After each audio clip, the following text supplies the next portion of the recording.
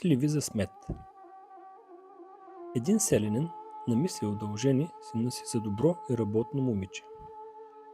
Натоварил кола с сливи. Тръгнал по селата да ги продава.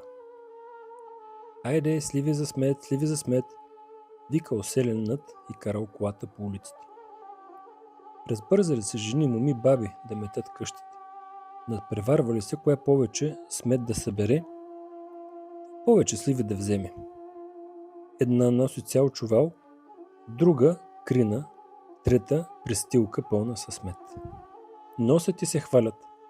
Я погледнете колко смет събрах из къщи. Добре, че дойде такъв глупав сливар, да му я дадем за сливи. Селянът взимал смет, давал сливи. По едно време дошло хубаво момиче. То стискал смет в кърп. Хубава девойко, много малко си събрала, казал сливарят.